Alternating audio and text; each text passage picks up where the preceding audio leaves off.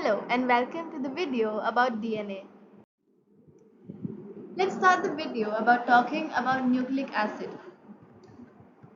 Nucleic acid is basically the place that the hereditary information is stored. It stores the information like for making all the protein that the body needs, etc. So there are basically two types of nucleic acids, that is DNA and RNA, right? So let's look into DNA first. DNA stands for dioxyribonucleic acid. So basically deoxyribo, why? Because it has one less oxygen. Ribose is the name of the sugar that is attached, and it has one less oxygen, hence it's called the deoxyribonucleic acid, right? So now basically DNA are two-strand helical structures that are found by two strands of the nucleotides, and the long chain of this same nucleotide is basically called DNA. So basically the nucleotides are joined by sugar and phosphates on the sides. Like we can see in this image, like on the top we have, basically this is the structure of thiamine, right? So on the left side the yellow color is the phosphate group, in the blue color is the deoxyribo, that is the sugar. Like you can see there's like less oxygen, hence it's like the deoxyribo.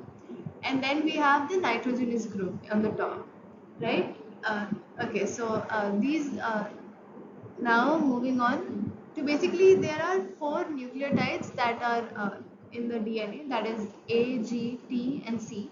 A stands for adenine, G is for guanine, T is for thiamine and C is for cytosine. So basically there's a pair that is set up and it can only pair with that pair. So A pairs up only with T and C pairs up only with G, right? So basically adenine pairs up only with thymine and cytosine pairs up only with guanine. Let's move to RNA. So basically RNA stands for ribonucleic acid. Here you have the oxygen part which was missing in the DNA, hence there is no deoxy, right? This is called ribonucleic acid. So basically ribose again is the sugar and it has the OH group or the hydroxyl group that was missing in the DNA. Like again in the image you can see the orange color is the ribose, the yellow phosphate group we have, and then on top instead of thiamine, that was T, we have uracil. So basically the difference between RNA and DNA is that the thiamine is basically replaced by uracil. So RNA has a sugar ribose, whereas DNA has a deoxyribose, right? It is one of the difference. Second difference that we saw was that thiamine was replaced by uracil. And then one more difference which we can see is that RNA is a single stranded structures, whereas DNA is double stranded structure, right? Now there are basically three types of RNA that we are seeing here. That is messenger RNA, mRNA. We have the RNA, rRNA, that is ribosomal RNA. Then we have tRNA, that is the transfer RNA. So basically what happens is the messenger RNA is used for carrying the genetic information to the ribosome.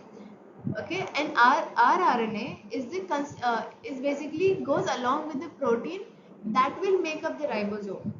And transfer RNA is used for transferring the amino acids to the ribosome where the proteins are synthesized. Right.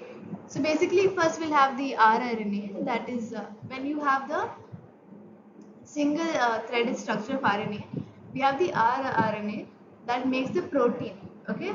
So now this protein will be making up the ribosome, right? So that ribosome, that is called the rRNA. And then the genetic information that is carried to the ribosome will be carried from the messenger RNA, and the transfer that happens of the amino acids to the ribosome again, where the proteins are synthesized at the transfer RNA.